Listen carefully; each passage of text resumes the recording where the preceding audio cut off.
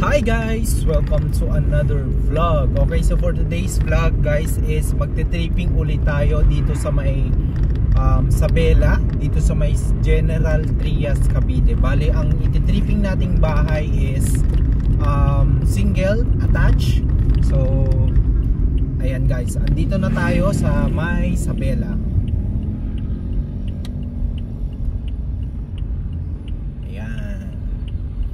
So, imimit lang natin yung ahente natin.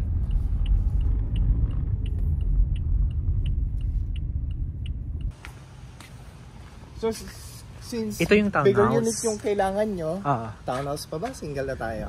Silipin muna natin yung townhouse. Sige, dito tayo muna. Okay. Sir. So, Mr. Yano, ito yung ating inner unit. Basic finish siya. So 50 square meter ang kanya lot area with 54 square meters of floor area. Dito, sa basic turnover natin, what you see is what you will get.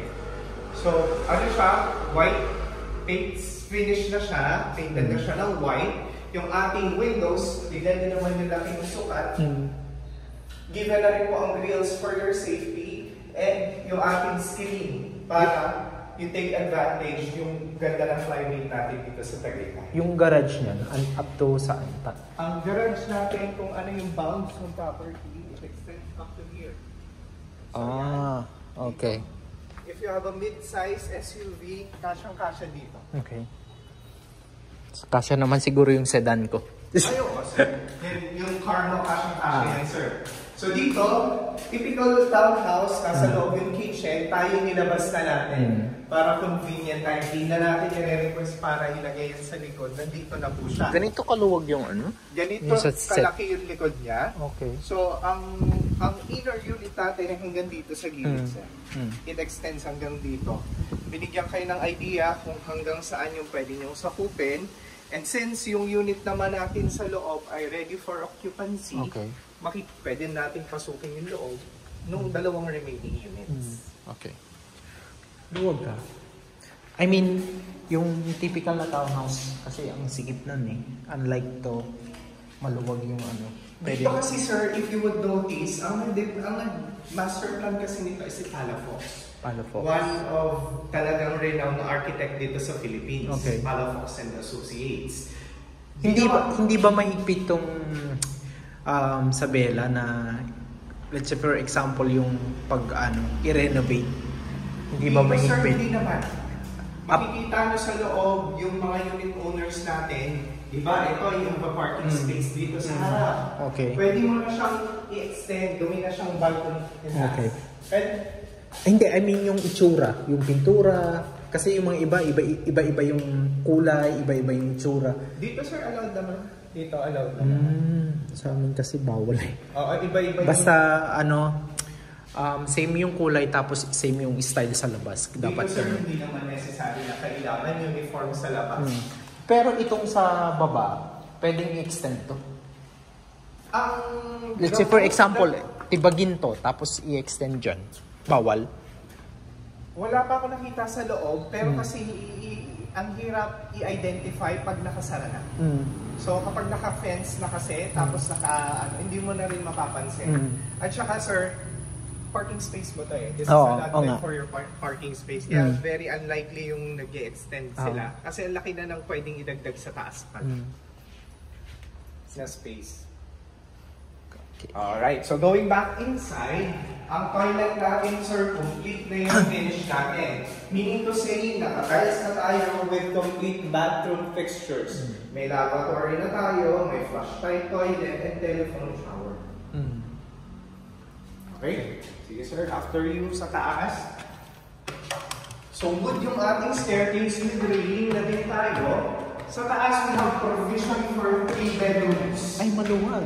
One thing you would notice, parang hindi mo siya ma-imagine kung paano siya i-style. But I can give you an idea dito sa kabila, may mga room partitions na tayo dyan. So, pag-akyat pa lang natin, sir, mapapansin nyo na yung ceiling height natin is relatively high. Kasi dinagdagan natin ang ating height from 2.4 meters to 2.7 meters. Tapos, to give you an idea, ito yung room partitions natin. One would be this one. Itong pinatatayuan nyo is the master's bedroom. Each room, meron siyang provision for window type aircon. Ito yung second room. Hallway mo na to, and then your third bedroom. Okay. Yung side mo na yan, pwedeng gawing laundry area. Pero pwedeng ano to? Extend to? Yes. Maluwag ba? However way you want, pwede. Maluwag. I mean, yung mga townhouse ng ganito is maluwag na to. Ito kasi talagang itinake advantage ni developer yung location. Parang hindi match, hindi na to complement kung maliit yung unit, tapos ganito yung climate. So dito, medyo marami yung houses, pero maaliwalas. Okay. Kasi we're surrounded by trees. Everywhere, even sa loob, hindi tayo puro roads at saka houses. Kasi makikita mo yan, sir. I'll show you around. Okay. So, eto sir, eto na siya. Ipakita ko naman sa inyo kung ano yung itsura ng complete finish natin. Sige. Kasi complete finish natin, yung sample natin is an end unit, pero wala na tayong available na end unit. So parang ganito lang din yan, same lang ng floor area, pero this one may tiles na yan. Sir, hindi kasama si furniture ha, at appliances. Hindi din kasama si blinds and accents. Pero kasama pa rin si grills, si screen, si paint. Talaga? Yes, sa complete finish natin. Okay. Yung room mo. So ano lang po ba ginawa natin sa toilet? Nilagyan lang natin nito. Basically, ito pa rin yun, sir. Pero anong pinakamadaming unit nyo dito? Yung townhouse or single detached? Basically, parang pareho lang. Okay. Kasi malaki yung area ng community. Pero may separate na gate in every... Yes. Okay. Ang ano natin, sir, ang formally subdivision nakita niya kanina, dito si phase 3 and 4, which is our mga single, and then followed by the community of our townhouses. Kaya separate yung gate.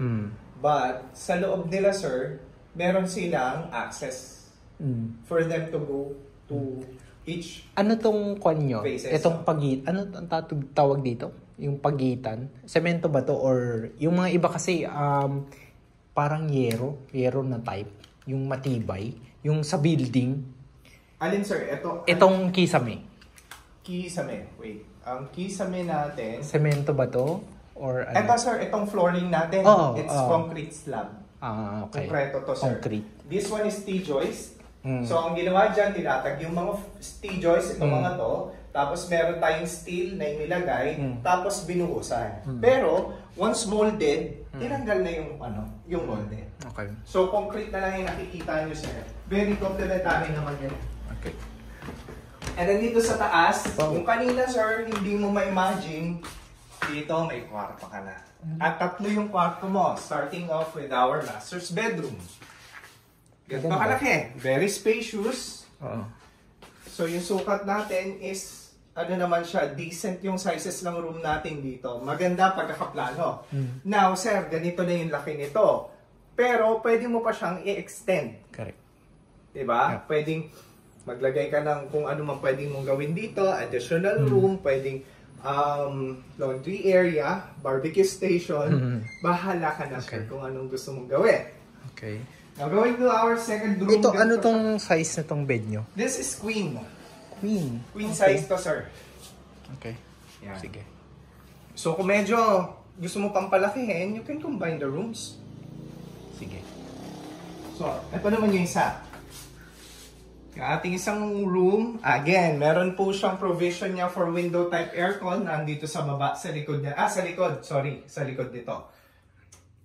Yung ano natin, for window type. Itong partition nyo, ano to? Drywall, ang tawag. Ano to? Ano yan? Hardy flex? Hardy. So, madali mo siyang i-navigate kung anong gusto mo. Hindi pwedeng semento. Yung semento, sir, hindi kasi siya advisable kapag second floor. Although load bearing tayo, sir, nagpapabigat kasi yan. Ang hirap mong i-layout kapag ka-semento. And yung advantages na pwede mong makuha ay very, very minimal lang. Okay, let's say for example, yung slab, di ba, i-slab natin, tapos yung partition, semento, pero yung titibayan yung pundasyon ng mga poste doon, okay lang naman. Ito naman, okay naman to. Itong mga, makikita mo to sa loob, sir. Ito kasi, ang methodology natin dito ay traditional. Plus, ang ginamit pa nating mga hollow blocks ay jack built. So, matitigas yan. Yan yung type na masisinsin. Okay. Ang mga highways na hindi siya yung pangbakod lang. So, makikita nyo talagang, load bearing at makapal yung ating mga walls.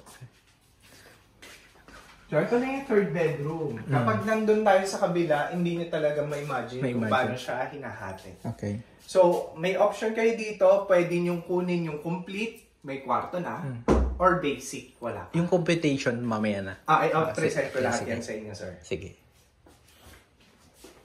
So, eto yan. Dalawa na lang naman. And, ito kasing, itong nag-video kanina, they will be getting one townhouse. So, kung alin yung mapipili nila, whichever will be left, yun na lang ang pwede nyo pamili. Okay. Sige. Ang ganda. Luwag. Thank you. Ito lang ata yung nakita kong townhouse na nag-offer ng 3 bedrooms. Very spacious kasi, sir.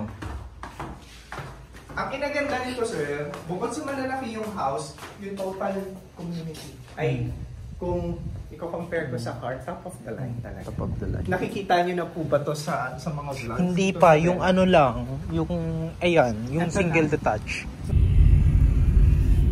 Okay guys, so tapos na tayo mag-tripping dun sa Sabela. Bale, ang trinipping natin is isang townhouse. So, okay guys, okay yung community, tapos okay din yung bahay. Ang na-amaze ako doon, yung townhouse nila is 3 bedrooms. Okay guys, so to think na 50 square meter yon, pero ang luwag, tapos 3 bedrooms pa.